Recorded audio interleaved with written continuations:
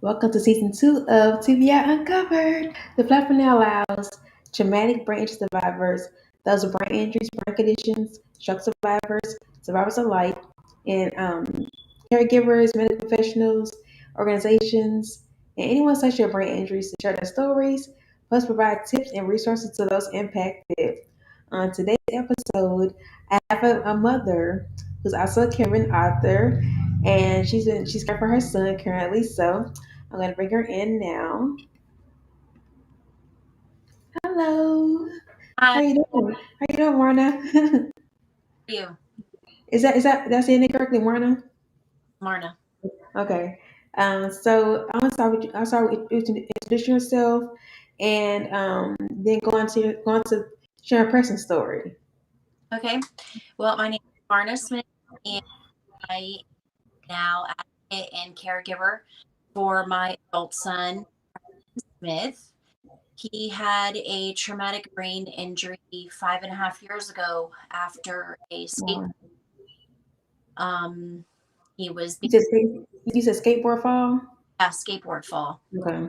He was being pulled by a friend Hmm. and going downhill on the golf course. Board hit a rock and stopped. Mhm. Wow. He actually had a helmet on, but his body bounced off the pavement, and we thought he was fine because he Mhm. didn't have any indications of a head injury. His Mhm. head ground, his helmet was fine. Um, he never lost consciousness at all, but Oh wow. well, he had a massive brain bleed. So what they Hmm. was when he fell, he had brain shearing, which caused a Hmm. very bleed, and on the 10th day it burst. So Oh wow. Wow. yeah, it was very unexpected. So did he ever like go into a coma or anything like that? So when he had the brain bleed, was he conscious when it happened or Yeah, when that so occurred? so over the 10 days after he fell, the bleed was very small, Mm. and now that we look back at it, he was showing signs of something being wrong Mm. about days after he fell. He Mm. aches and he was sleeping a lot more, Mm. but he always had headaches because he suffers from sinus allergy and Okay. sleeps a lot during the day because he used to stay up at night video gaming. So we Mm. really didn't think anything was wrong, but it was in fact a very slow bleed at that Okay. time. And those 3 days we started noticing, but we didn't think we didn't know better because he did not hit his head. My first priority wasn't um, thinking about a brain bleed. We were actually having him doctor up his knee and his toes because he didn't have shoes on, and he took chunks of toe off when he fell. Oh So my goodness. about a blood infection through his feet, Mm. but worried about a brain injury. Hmm. Wow. Unfortunately, a freak accident just like that, like just happens so fast. Wow. Yes. Um. So, and you said he came home afterwards. He just wow. So So he just like. on the 10th day, when when the bleed burst, Mhm. he started having stroke symptoms. Okay. The first thing that happened was his tongue went numb, Hmm. and he started losing speech. And then he went to go stand up, and he fell. Hmm. Um, and then after that, the left side of his body was numb. Couldn't feel the left side of Hmm. his body. So the ambulance, of course, and on the way to the hospital, he became very combative. And then by the time we got to the first hospital, he was unconscious. Hmm. And they did a CAT scan and told me he had a mass in his head. Well, by that time, I knew that it wasn't like a mass. Like, Hmm. it was blood. It was a bleed. So They ended up calling the Nightingale, and the Nightingale picked him up from the hospital and transported him to the trauma hospital. About probably 10 minutes by flight, 30, 40 minutes by car, and they wouldn't let us ride with him. Yeah. So we had to drive and meet him there.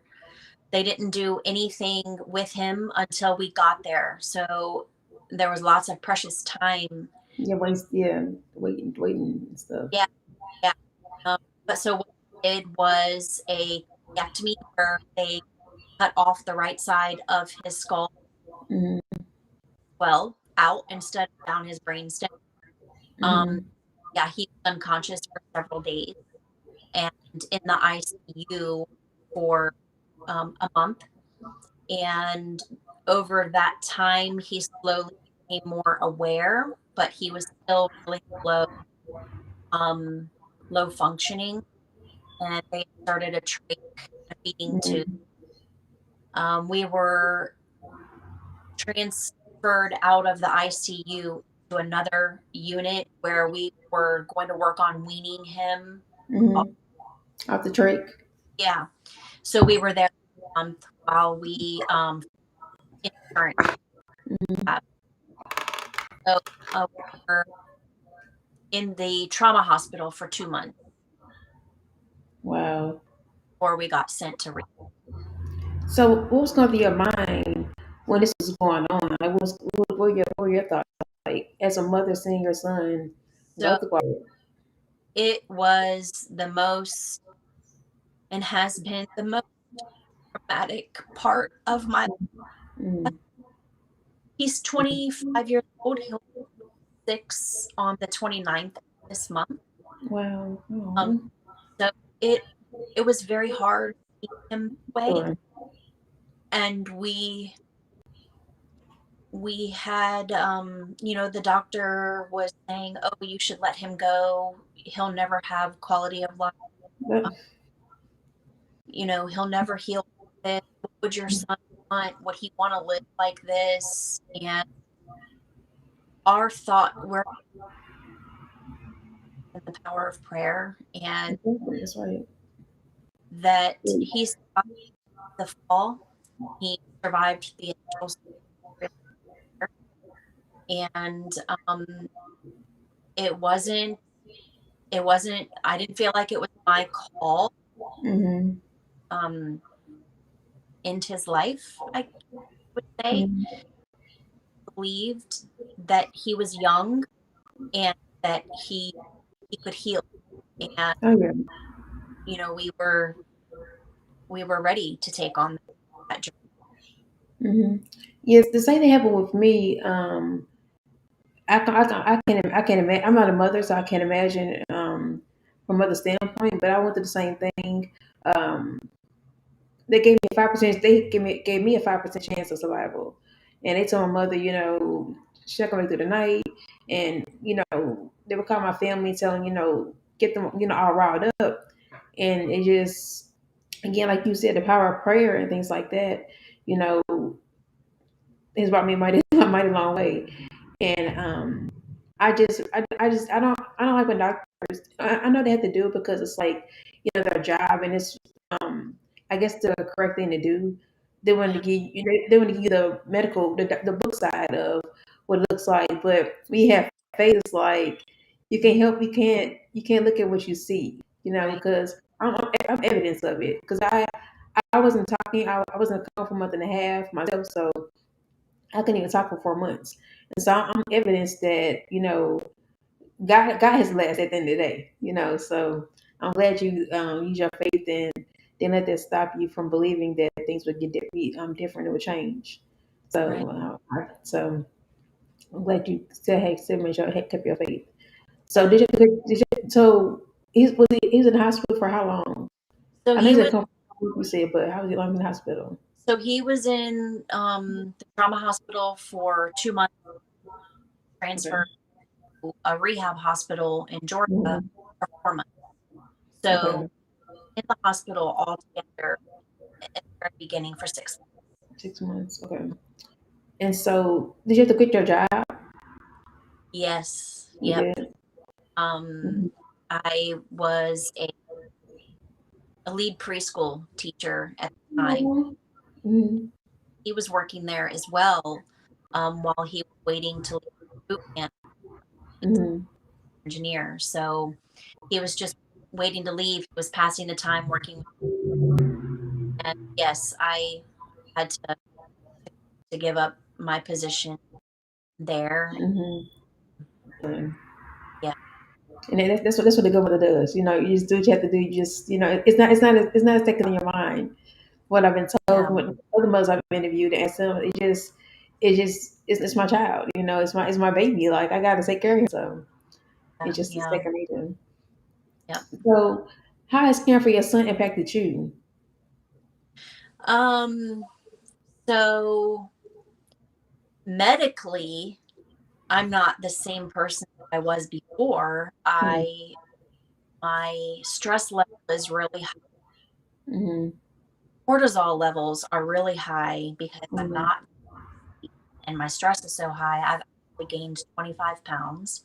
Wow. So I'm very tired all the time. I try to get as much rest as I can.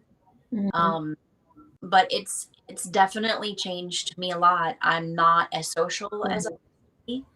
Mm-hmm. Um, it's definitely life changing, not just for the person For the going, family. but for the whole family. You know, Mm-hmm. everyone involved. It's definitely been life changing. Yeah, I've heard that. I'm like, well, I just think, well, I don't know, they got hurt then. Like you said, the whole family goes through because they have to take care of you and see you like that. I wasn't always talking. I wasn't always, upbeat. I wasn't always like this. Right. It took a lot of work and years in therapy and things to get to where I am today. So it is Yep. definitely a family, a whole community, I guess you would say, type of thing. It takes a village. Yes, it So. does. I can't imagine how from your end. I can imagine seeing my child go through that and having to, almost like being like a baby again, almost in a sense. Yep. So yeah, it's kind of right back to that. So, what was I going to ask him to say? Before his injury, what was it like before his injury? Kind of person. How was he before getting hurt? Was and is, I'll say, he is, Okay. very gifted, very smart. Mhm. Was definitely a math person. He was a numbers guy. Yeah, Calculated. I Um, love that. he loved to read. He loved to video game and computer game. Hmm. Hmm. But he played soccer. He loved to be at the beach. Hmm. Um, Loved music. He he was an introvert, but he was also extrovert. He Hmm. was my Hallmark movie channel watch. He'd lay on the couch like, and he would read a book and watch TV with. We Hmm. wouldn't sing to each other, but that each other was there. So Hmm. he was my company. Um, Hmm. he So was do you? a kid. I'm sorry. So do you still listen to music? The music is good for the brain. Yes, Does it, yeah. We play music for him every day. Um, so say it again. Say it again. You play what for him? we play music for him every Okay. day. Yeah, yeah. We play different genres, things that he used to like, things Hmm. that he was starting to listen to. Uh, Hmm. so I play a little bit of everything for him just because Okay. I don't know what's going to spark. Yeah. Exactly. Yeah, Yeah. I try all kind of things. yeah. That's good. And so, does he go to speech therapy? Does he go to therapy now? Any type of therapy now, or? So we started therapy again, some speech therapy because we finally removed his after 5. Yay. It stayed plugged the whole time. Always Hmm. never really used it for anything. Um, Hmm. Except for some suction, like if he ever got sick and he was having a hard time coughing up stuff. Yeah. So we finally just removed it because in the trach. And so now doesn't have, stoma is still open. Mm-hmm. He doesn't have that natural pressure that the trach Okay. for him to swallow. So we're going there for right now. Okay. But as of now, it's like it's no longer he's not using it anymore. No, As a yeah, that's progress. yeah, it is. That's definitely progress. And what happens is you got to celebrate every little small step. I don't care how small it is. That's progress. I remember a baby step for me was when I first got my feeding tube out. Yeah, I can eat I can eat like food right away. Like I had to eat like puree food, which is right, gross. It's so gross. But baby steps, right. you build up to eating foods like that are like thicker and like rougher to eat. So baby steps. So it's just a baby step. There's gonna be more steps, more steps. So you gotta Yeah, keep the hope at all times. So yeah. Say it over time. I said that's what we pray for. More. Absolutely, it will be more steps. It takes time. It takes a lot of time. It takes a lot of time to because the brain is a funny thing. It heals its own way, and nobody's brain is the same. Everybody's brain is different. Some brains heal faster. Some brains heal slower. It just depends on that person as well. So, but you say he's active and he's still young, so there's still a lot of time. But Yeah, it's just right now, the brain's just it's just going. It's on pace. So you can't rush it. yep, You can't rush it. So just take it. And I get it's natural to want things to be um the way they want to word things like that. You want things to not saying you in particular, but I know people want things to happen so fast. Want to go back to how it used to be, but and I friend had to remind me that it's your brain, like your powerhouse that does everything, pretty much. So it takes a lot of time to heal itself and to what I like to call recalibrate itself and to do the things it was used to doing. So and depending on how what part of his brain was injured, was it the front or the back or I don't know all the parts of the brain, but I know the frontal lobe and the temporal lobe, frontal lobe, and I forgot the other ones, but what part was affected? His part of it was affected. most of the right side of Right brain. side. Okay. It was a pretty severe, um, but there's still a rewire. Oh There's yeah, absolutely, yeah, absolutely, yeah. absolutely. I believe The that they were requirement. Yeah. things like emotions were Hmm. so he doesn't every now and then we'll get a big smile, Hmm. or actually he'll cry. But he only cried with one eye. So, Hmm. you know, it was a pretty severe bleed, but Hmm. he, like everybody that comes to work with him after they've been with him for a couple of days, they always say, "Oh, he's in there. You can Oh totally, yeah. can Oh totally. yeah. He's paying attention to what's going Oh on, yeah. like following around the room. That's in there. Yeah. Can't communicate. He Hmm. he's so Hmm. that's what makes Hmm. it so. Oh yeah, and I can. It's just like yesterday. It takes me back to how it was so fresh and I be able to talk. It was like you want to say so many things. It was like why can't I have sound? But it just I'm telling you, it's gonna come in time. And Yeah. so just keep believing that's gonna happen. I'm telling you, it's gonna happen like out of nowhere. You're like, oh my god, Well, my Yeah, mother, we've had dreams about it, oh just yeah, it's gonna all happen. he's That's where in it starts. he's talking. Yeah, that's the anticipation. You gotta keep, but expect it to happen. I know my mother. Like I said, it was 4 months for me when I stopped. It was 4 months, and so me and my mother. She was in hospital visiting me, and we were watching a music. It's a show called One Citizen Park, and it's like a music video show. And I began humming the music, and I remember hearing it. Well, one night going to the club with my friends, and I was humming it. Because even in speech therapy, they teach you how to hum and stuff like that. To get your vocals, I guess, warmed up or whatever. And so I was humming, and then she looked at me and she said, "Are you talking?" I'm thinking to myself like, I don't know. And so she said, "Say hi, mom." I thought about it for a minute. I'm like, I don't know if I could do it. And so I thought about it a little more. I'm like, hi, mom. It was like real thick, like not clear, but it was hi, mom. And so she's like, like just so excited and start calling people and things like that. So I have to tell you that you got to keep the hope, keep the faith because it's gonna happen. When it does happen, you're gonna be like mind blown. Like it's gonna be like a great day. And it's gonna be like it was like Christmas. It was like Christmas time for us. Like I it was look. like oh, it was like oh happy day. So keep the faith in it. So you're gonna give up hope. Yeah. So what's a typical day like caring for Preston?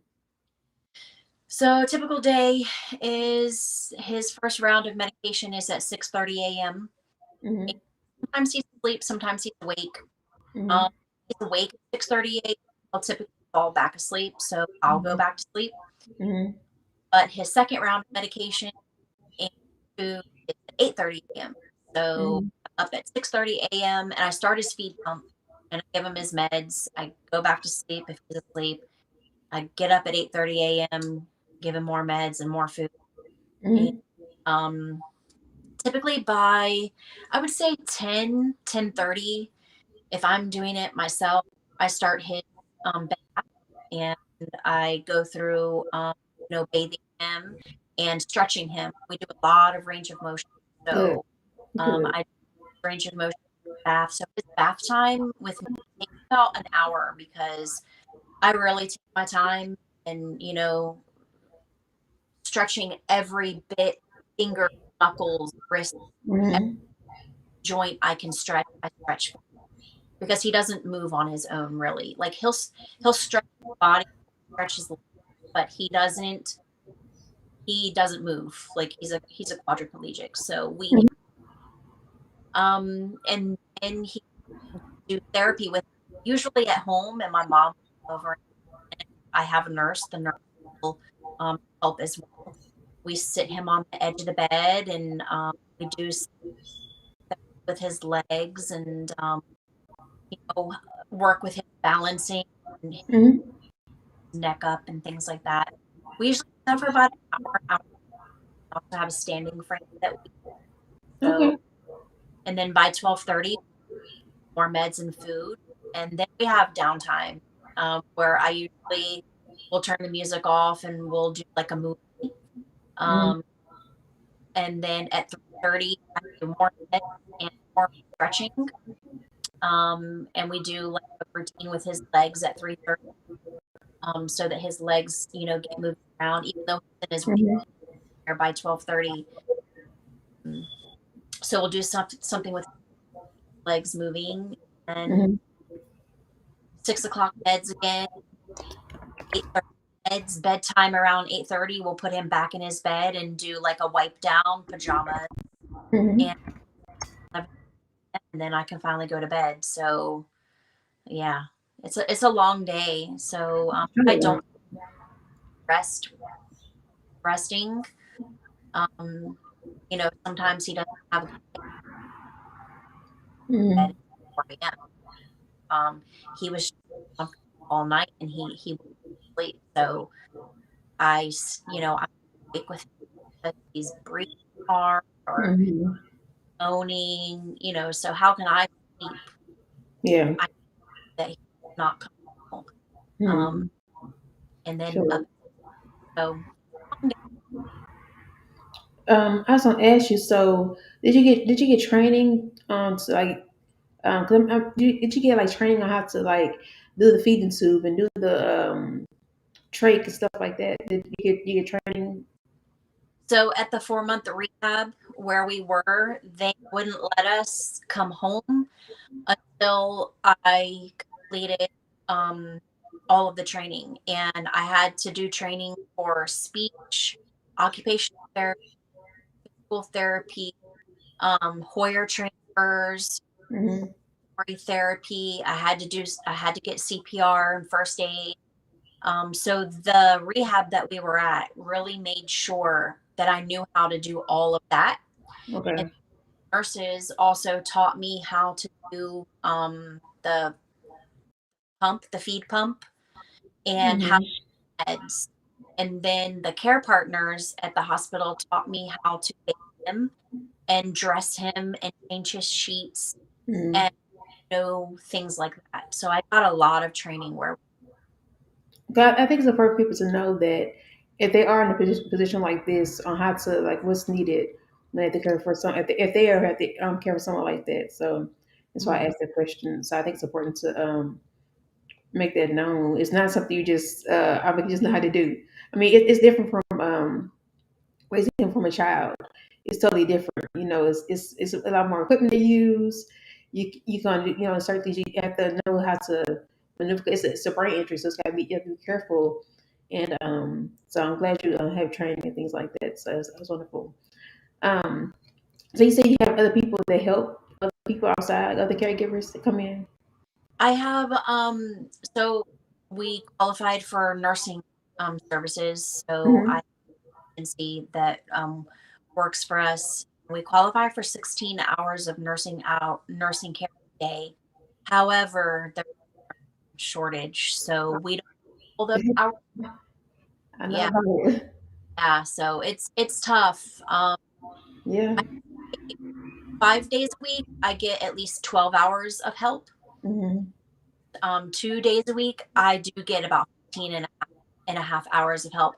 And those 2 days are the days that I try to catch up on my sleep. Well, you gotta take care of yourself because if you're not good, then you won't be able to help him. So you Yeah. have to be good for yourself as well, and make sure Yeah. you're doing your self care and getting your rest, eating proper, eating properly, and Yeah. things like that, and having your time away to just decompress. To go outside, take a walk.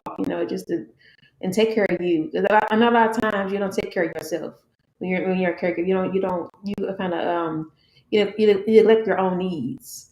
Oh, What I I don't even get dressed.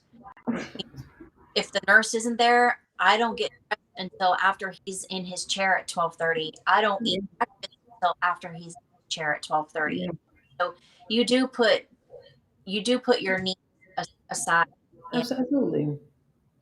that's what makes it, so hard. My mom comes every day and Mhm, therapy.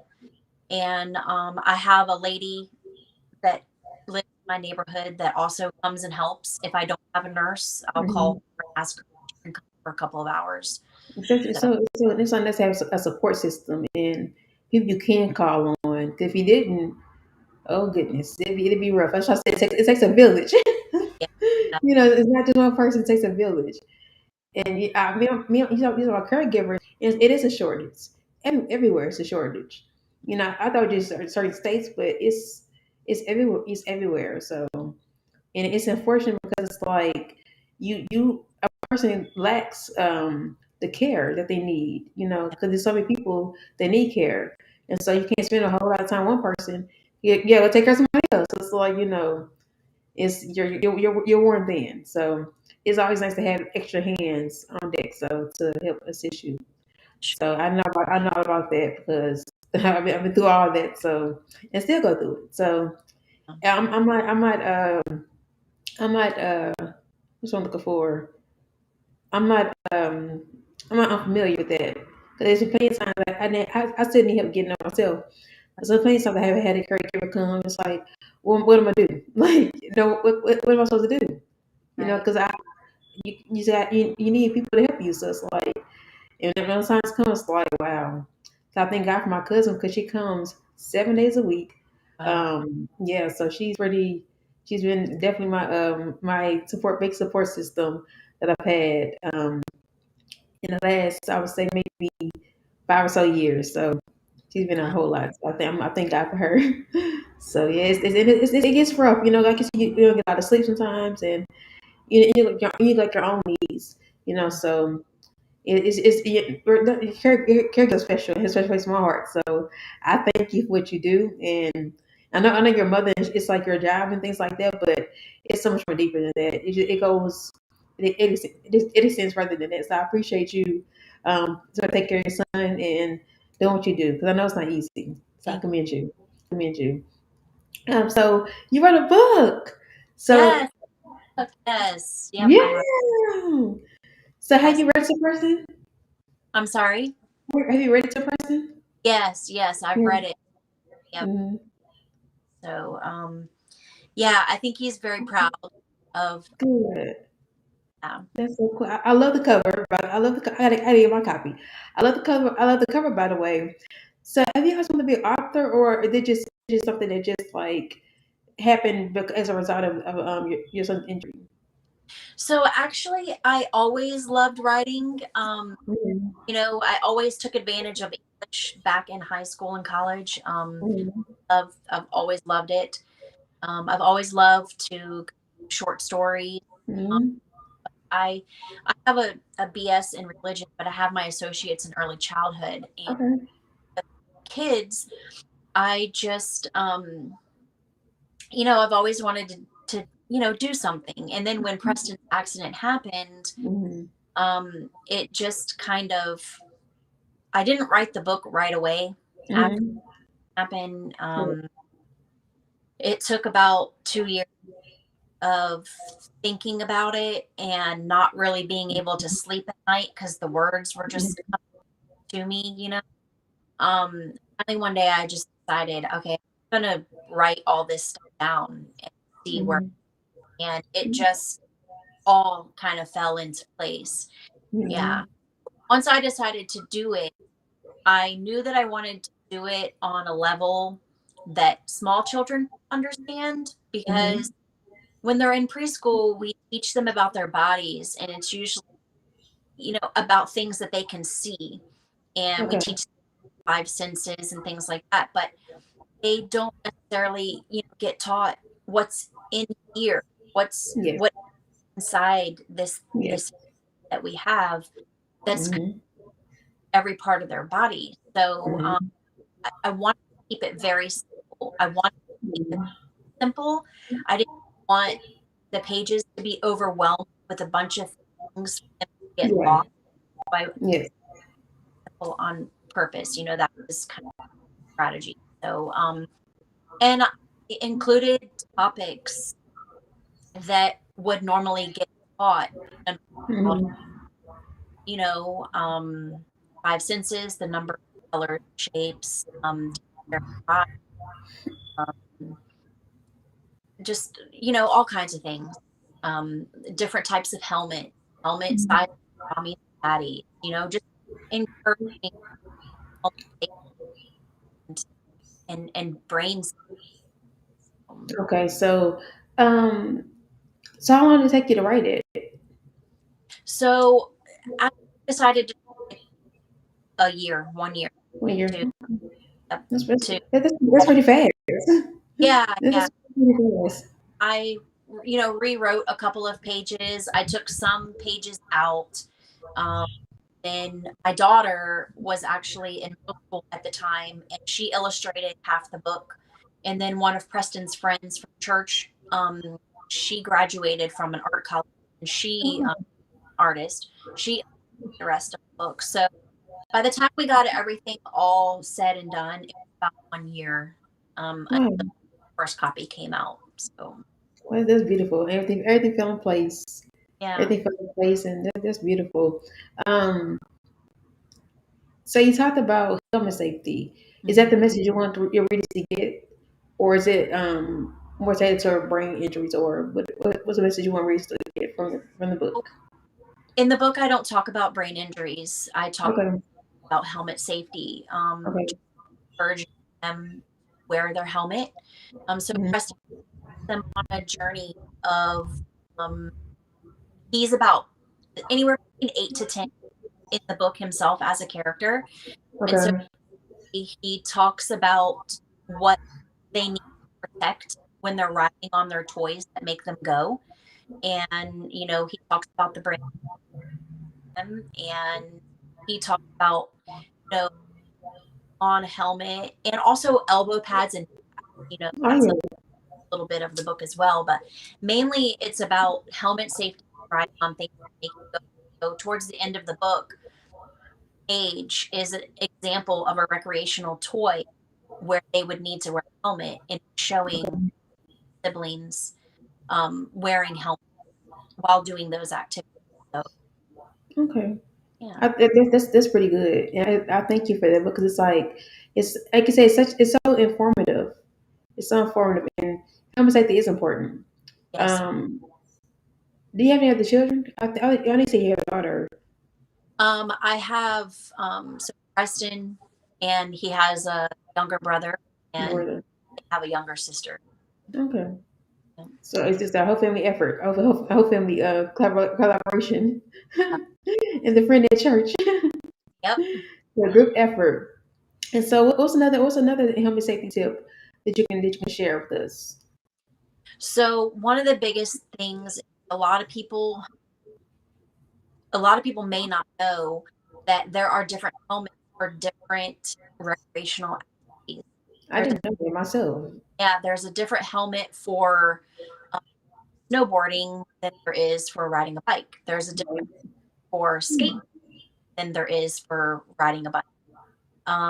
So there are different helmets for different activities. There are different levels of helmets. Some Mhm. are um, built more for higher speeds, like a heavier impact if they fall. Um, Wow. yeah, yeah. And also, it's important to make sure that your children are wearing the right size helmet. Yeah. Yeah, there are guidelines to follow. Sure that they have the right size helmet. You don't want one that's too small because Yeah. fall, it's not protecting all of their head or Mhm. forehead, because it Yes. gets so Right. big, then the helmet will Shit. wobble. Yeah. Yeah, so they're not, Mm. And a lot of people don't think about that. You have an older brother. Oh, put your brother helmet on. It'd be yeah, fine. Put just the helmet on. It'd be fine. Not even thinking that you can have an accident. So it's very important that you pointed that out to make sure it's the right helmet size for the particular activity, whatever it may be. I was thought they were all the same, but skateboard and bike ride do the same kind of helmet. So it's wheels, isn't it? yeah, so feels. Um, you if you don't have a skateboarding helmet, that's fine. Wear your bike helmet. Wear whatever you have that's your right size for anything. mm-hmm. That's better than nothing. As long as it's the right size for you, put it on when you're riding your bike, you're riding your skateboard, scooter. You can wear the same one, but they do make different ones for different activities. And Okay. if you're riding a BMX bike, track riding, there's a different helmet for that than you would if you're doing street riding. So, yeah. It's so important. It's so important that you identify that because, like I said, I thought, I didn't know there were so many different helmets. I didn't know that. So you talking about something new. You're talking about something new. Yep, So, are you in any support groups, anything like that? I So am. who helps you? Okay, you are okay. I am. Yep. I'm in virtual support groups. I don't physically You're go a to person. Mhm. um I created a support um for families that were at the same lab center Mhm. as us. Um but I also am in a couple of different like messenger groups, and um they're all caregivers for Mhm. TBI survivors, and some Mhm. of them are older than Preston, some of them are younger than Preston, but most of them have adult children that they're caring for now. And we talk almost every day. Mhm. We talk, um, whether it's just sharing an encouraging word, or, oh, my son had this, Mhm. pray for me, or has anybody else experienced? Mhm. Can you share? Or sharing therapy ID. A lot of us get stuck in the same and we do the same stuff all the time, and we're Mhm. looking for something new to try with our loved ones. So we Yes. do a lot of therapy as well. So, and I know that helps you beyond getting advice, just having support that I'm not alone. I'm not Yeah. alone in this. That always helps to know you're not alone because I also think you're the only one, but and just knowing that you're not alone in something is very nice and comforting to have somebody to call and talk to because nobody else understands the people who are going through or experiencing the same thing. I'm sure you have your other friends, that you confide in as well, but people who know, it's just different. It's Yeah. just different.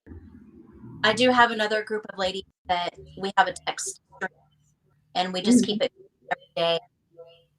While they're not caregivers to brain injury survivors, Mhm. some of them are caregivers to other loved ones, and one of them is Mhm. a nurse. You know what I mean? So, like, they might not be walking the journey that I'm walking, but Yeah, they're walking other journeys you're right. also need, encouragement, and we just kind of, um, And it's nice to have, so because it helps build you up and it helps you when you're not strong, it helps you get strength. So, it right? always helps other people to have encouraging words because I don't have it today, but somebody else Yep, does and they could help build you up. So it's so important. It's so necessary, especially now with COVID and COVID going around. yep. In these times that we're in now, it's definitely necessary. So, 'cause we're so isolated and you need that. You're missing that. Not companionship. It's that interaction with somebody else. So it's nice to have that support there, whether it's virtual or in person. It's nice to have it. Period. Oh, and I have my husband. Oh Is yeah. he's the he's the let's see, he keeps everything light and airy. You know what I mean? Like, Okay. leader of the family, and he just takes stressful situations and calms me down and reminds That's good. what I mean. So he's Yeah. just that type of person where he can, walk me through like Yeah. a stressful situation. Yes. And Uh, it's important. It's yeah. important just to have somebody to see the better side of it, to see the side you're not seeing. So I'm glad you have that. It's such a blessing. It's such a special thing to have. So why is Ranger awareness important to you? Wow, brain injury is so important to me because know, there are so many brain injuries that happen, Mhm. and people don't realize people do Mhm. realize the impact that brain have on a person and a family. Um, Yes. I started journey on TikTok, and I've gone through every. You wouldn't believe the amount of questions that I have. Serious of saying, "Gosh, I never knew I could have a brain injury that way," or Mhm. "Wow, I never knew that." Know, it's not really talked about. Uh, Oh. you Mhm. Cancer awareness or heart disease awareness or you know it, lung disease. It's not really talked about, It's not. and it's so important to get the message out there, make people aware that head injuries are real, and Yeah. and and every, like you said, every head is different. The intensity is different. Concussions, and people Yeah. don't know about. Yeah. People put it in the one box category. It is Yeah, not cookie cutter. It's not cookie cutter. You right, can't make it the same size. Cookies. So you can't put us in a box because we're all so different and right, they're all the impacts that the brain has after injury. That's different. So and our brain's different, but the impact is different. Like, I very. was I was shot in my head, and so the bullet broke into fragments in my brain. Wow. So yes, Yeah, our brain's totally different. So yeah, yes, yep. So keeping awareness out there is very important to me. yes it I, is. Me too. Me as well. It's so important. Like it's so important. People don't even understand the importance of it. But I do my best to make sure of it though. That I do my part. All yeah, we can do is our part. Share. All we can do is our part and share we experience and things like that. So, Yep. last question: what advice did you give to a mother who's also a caregiver to her child who's been through an injury Oh, or loved one for that matter? yeah. I would take one day at a time because it's Hmm. easy to get overwhelmed. It's you really have to take one day. You know, we talked about it earlier. You expect healing and you expect quickly. While I know that Preston's injury has 5 years, five and gotten the healing that we thought we were going to get right now. Hmm. You know, Hmm. still working hard every day and Yeah. striving for that healing that we believe we're going to get. So keep your patience, take one day at a time, Yes. try not to get overwhelmed, stay positive. Yes. Definitely. Yes, stay positive in front of your loved one because you might not think that they might not think that they can't hear, but they can. They know. Oh, yeah. Yeah. And you can feel energies too. You can feel person's Oh yeah. aura and stuff. You can definitely feel that. So, Yes. We've mhm. experienced that with different nurses. You know, Oh yeah. pressure go up really high if he's if they're talking too loud or they're too rough with him or you know or if he feels something off, like he lets me know any way that he can let me know, he will let me know that he's not comfortable, and he has Hmm. done that. So Yeah. just watch for your loved one will find a date with you. They will find a way to let you know that they're still there. Just keep Hmm. your eyes open and watch for. You gotta pay attention. You gotta pay attention to the little things. Whether it's Yep. an eye move that's different, or a leg gesture, or arm gesture, Yep. anything, any little things. So, yeah, especially if you're not there in the room, Right. So those are the indications are definitely important to pay attention to. Exactly. Well, Marna, thank you for your time, Thank taking the you so much. time out to do this interview and sharing something that's so important to both of us. So tell everybody can follow you. It's something on the screen. How they can follow you so you can hear it out your mouth and in case they're not watching the screen. Where So can you follow you at? you can follow me on Instagram at Play Safe with Preston, or you can log on to my website at www.playingsafewithpreston.com. And I'm also on Facebook. And what's on the Facebook? It's playing, Different. mhm, Play Safe with Preston. playing, Okay. Is it Play Safe? Okay. Playing or playing? playing. It's on Facebook too. Facebook is play. Instagram is Play with Preston. And I got then, it back. I got it backwards. oh no, I thought you had it right. Let me just double check. What? It's right on. It's right on the screen. So Yeah. play safe with Preston on Instagram. Yep. I got muted then. Yep. So once again, it's on Instagram is Play Safe for Preston at Play Safe for Preston. On Facebook is Playing Safe for Preston. And my website is www.playing. Playing Safe for Preston. And I First, forgot about talk earlier. So Playing Safe for if Preston they're on Facebook. followers, it's Mom Jean. And what is that? Mom underscore Jean. Mom underscore Jean. And what is that? Mom underscore. JEAN. Is that .com? Is that .com?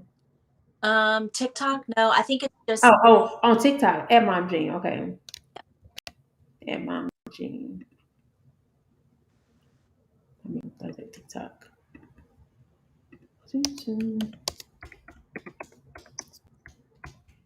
I gotta follow you. I yeah. see your videos. TikTok is at Mom Jean, at Mom underscore Jean, Yep. right? On Mhm. TikTok. And then your Yep. website, and your website is Hmm. playingsafeforpreston.com. Yep. And then the Plain Safe Preston book can be found on Amazon and Barnes and Noble. So Hmm. guys, please get the book. I'm gonna order mine too. and I'm gonna post it and share it and things like that. So and it's available at Amazon and Barnes and Noble. So you can go with either one of those and you'll be able to find it. And I thank you, Marna, for your time again. And this is great. It's very informative about helmets and oh my goodness, different helmet sizes. And I didn't know that all this time. years, never knew it. Never knew it. So thank you for your time. And but thank y'all for watching and tuning in to TBI Uncovered Season 2. This is Eric Renee, and I'll see y'all next Friday. Bye.